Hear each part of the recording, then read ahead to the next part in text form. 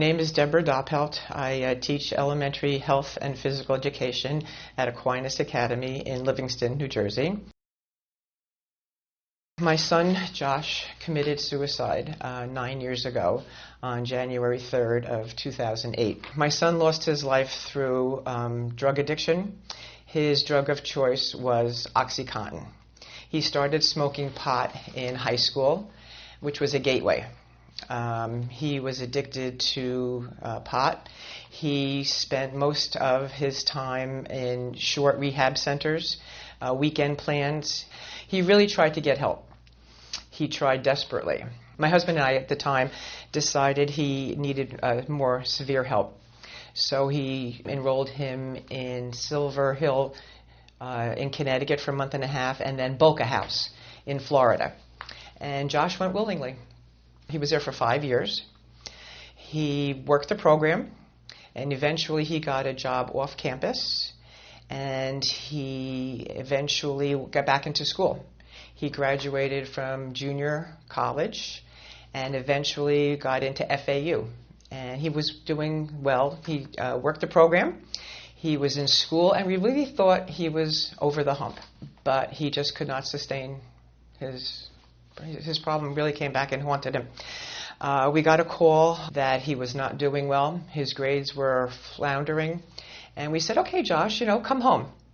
Start your life over. He was only 23 at the time. And he said no, he liked it down there.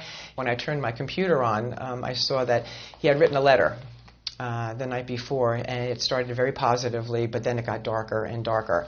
And my dog walker called me at school that day and said the police were looking for my ex. So I called the police station, and they said my ex was on the way to school. So the police car pulled up to my school, and I was waiting for those 15 minutes were torturous. And Jerry and the police officer got out of my car, and Jerry was hysterical crying. And I said, what happened? And he just said, he's gone. I was just absolutely devastated. And then, the principal and the Monsignor at the time came in to console me. And I had to go home now and make funeral arrangements for my son, which was absolutely horrific. You're not supposed to bury your children. I got through it because I have a daughter, and I am an eternal optimist.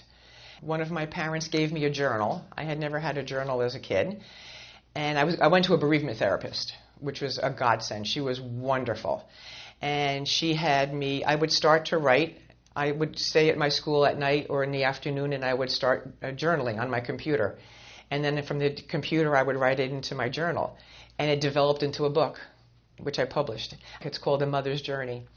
And it was very cathartic for me. My job, my family, my friends helped get me through it. I give a scholarship every year to a boy that shows academic excellence, that's a well-rounded student, a scholarship in Josh's name. And that's my way of paying it forward. As parents, I learned that we did everything we could for Josh. That drug addiction is a very, very serious problem in our world today. It's a disease. It's an absolute disease that young people have today.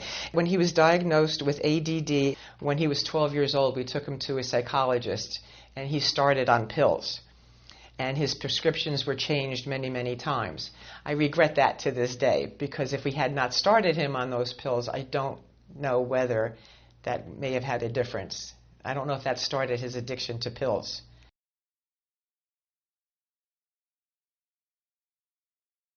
Well, I would just say to children, the kids today, if you're tempted to start, if a friend says to you, take this, don't do it. No peer pressure.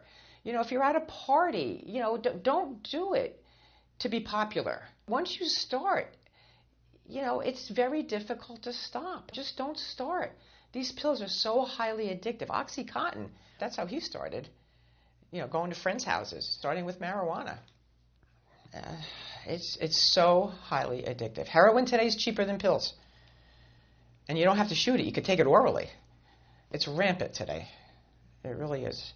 Teens and young adults don't have the mental capacity to realize how serious this is. They do it because their friends are doing it. but they don't realize the seriousness of the consequences of their actions. And suicide is a permanent solution to a temporary problem. You know, it's horrific. You're not supposed to lose your children.